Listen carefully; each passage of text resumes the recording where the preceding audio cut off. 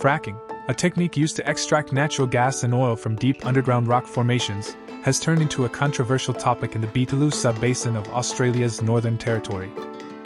We use the Deep Search Lab search engine to delve deeper into the impacts of fracking on various aspects within the Beetaloo region. The region is believed to hold approximately 70% of the territory's prospective shale gas resources, making it an area of great interest for energy companies such as Origin Energy, Empire Energy, Falcon Oil and Gas, Sweet Pea Petroleum, Tamboran Resources, and finance companies like Macquarie. However, this pursuit of gas extraction has ignited opposition from local traditional owners, represented by the Nurtalingi Native Tidal Aboriginal Corporation, and pastoralists from Kalala Cattle Station. These groups are vehemently against fracking due to its detrimental impact on their land, water resources, and cultural heritage. Fracking involves drilling wells and injecting a high-pressure mixture of water and chemicals into the ground to create fractures in the rocks. This process allows trapped gas or oil to flow more freely and be extracted. But the risks associated with fracking in the Beetaloo area, particularly to the region's water resources, have raised concerns. Each fracking operation requires vast amounts of water, estimated to range from 11 to 60 million liters. The sourcing and removal of such massive volumes of water from ground or surface water systems have become contentious issues, with no public information available about their origin or the implications of their extraction. Local indigenous groups consider some of these water sources sacred and oppose any disturbance. Because these underground water sources are believed to be interconnected, the concerns surrounding fracking extend beyond the immediate area, potentially impacting the Catherine Daly River systems and the Roper River. Among the companies involved, Empire Energy has faced various controversies and legal challenges in relation to its exploration and fracking activities. The Australian government's significant grants and support for the company have raised concerns about political connections and the environmental impact of fracking. In 2021, the federal court invalidated some of the grants due to the government's failure to consider climate risks associated with the project. However, Empire Energy was cleared of environmental allegations and given partial approval to proceed with preparatory works for drilling.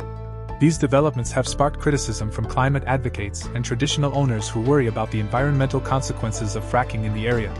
Origin Energy, another key player, has decided to sell 77.5% of its share in the project and exit new gas ventures. This decision follows several years of exploration in the region and is driven by increasing concerns about the environmental impact and carbon emissions associated with gas extraction. Tamboran, a company half-owned by Tamboran Resources Limited, has acquired Origin's shares and assumed operatorship of the joint venture. Origin will receive a royalty based on wellhead revenues. This move by Origin Energy reflects growing corporate uncertainty about investing in gas and is seen as a victory for the region's traditional owners who opposed fracking in the area. In late 2020, Tamboran Resources acquired Sweet Pea Resources, strengthening its position in the Beetaloo Basin. However, Tamboran and Sweet Pea's refusal to appear at a Senate inquiry into oil and gas activities in the Beetaloo Basin, despite public funding provided by the previous government for exploration wells, was deemed unacceptable by the Senate committee.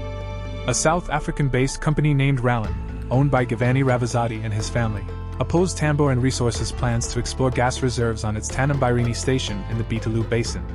Rallan emphasized the need for energy companies to collaborate with traditional owners to protect sacred sites, water resources, and land. The conflicts between Rallan and Tamboran generated negative media coverage and raised questions about the impact of onshore gas development in the area. The political landscape surrounding the Beetaloo Basin is complex and characterized by conflicting interests. The Australian government strongly supports the development of the region's gas resources, recognizing their potential to address future gas market demands. To facilitate this commitment, the government has provided incentives and substantial funding to expedite exploration and production in the area. However, this push for development has faced opposition and legal challenges.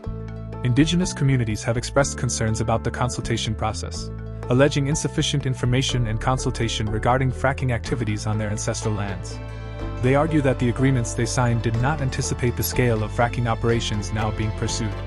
Court cases related to environmental damages, impacts on sacred sites, and consultation processes have generally favored the energy companies involved in the Beetaloo Basin. Additionally, allegations of corrupt connections between government officials and fracking companies have added to the contentious nature of the issue.